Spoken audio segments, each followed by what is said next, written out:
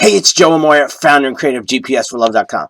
You ever been with a guy where everything's going great, you're having fun, and you think you're on the same page, and then you have a conversation, and all of a sudden you find out that you're not. He tells you that he can't commit to you.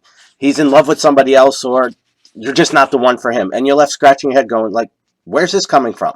Well, if so, I want you to pay close attention, because I recently received an email from one of the members of our GPS for Love community, and I want to share with you because it talks exactly about this. Hey Joe, I've been watching all your videos and I'd love your advice on relationships, except for this one time.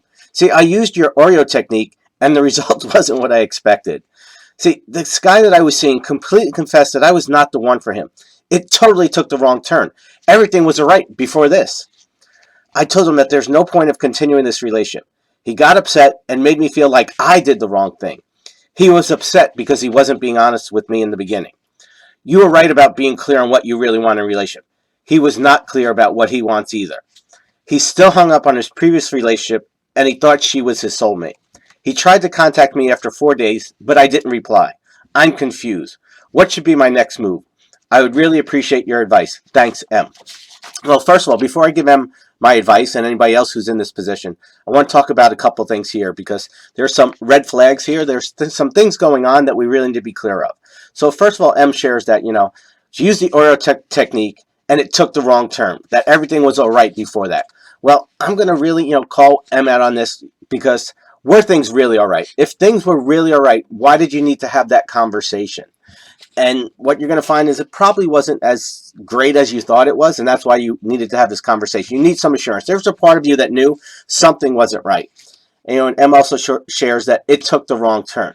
Well, the reason why it took the wrong turn is because it went away different than you wanted to be. See, the biggest problem in our relationships is we have an expectation of how we want it to be and how we expect it and how we think it should be. And so when it goes a different course, we get pissed off, we get upset, we get frustrated, we get depressed.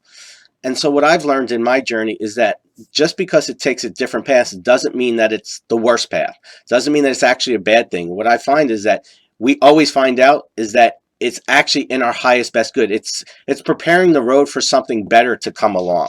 So, Em, I want you to look, and anybody else who's in that situation, I want you to look at this and go, it really didn't take the wrong turn. It took the path that it needed to take.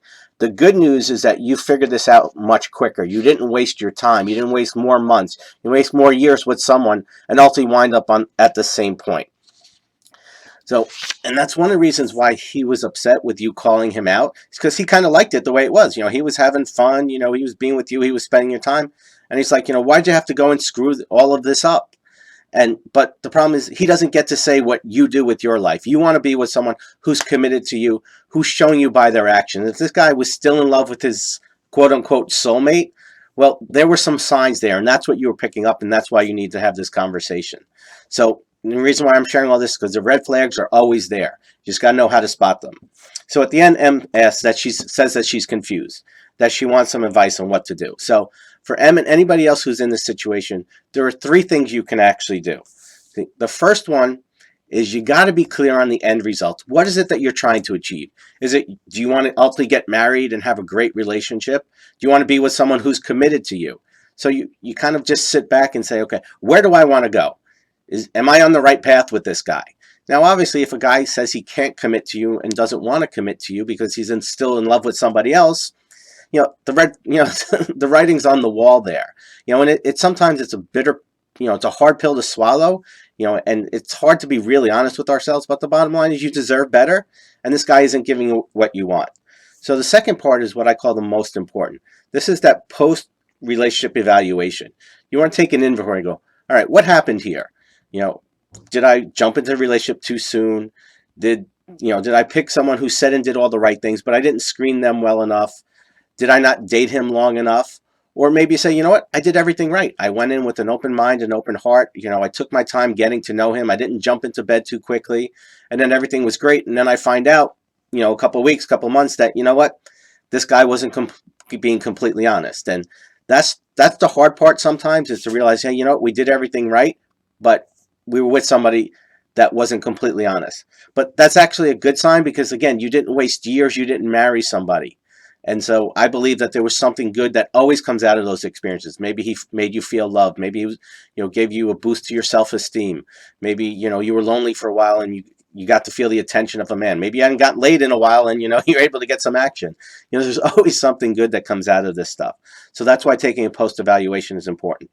Now, the third step, and this is the most important, because you kind of have a choice. You can sit around and feel sorry for yourself and feel how he misled you, or, focus on you're never going to find love and, play the poor me game.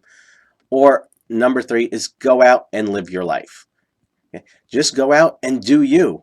Whatever lights you up, wherever you like to go for fun, whatever you like to do for excitement. Don't sit around feeling sorry for yourself, thinking that you're never going to find love again. You found this guy somehow, okay? And you'll find somebody else. And you'll be more attractive when you're out there living your life and doing things that light you up. So for him and anybody else who's in this situation, these are the three most important steps that you can follow to help get you back on track so that you can keep going until you ultimately find that guy you desire and deserve. So love to hear from you. You ever been in this situation? Are you going through this situation now? What are you currently struggling with? What questions do you have? Or what insight do you have that you can share with other members of the GPS for Love community? Go ahead and put it in the box below. I'll see you next time. As always, honor and privilege to be with you. Much love.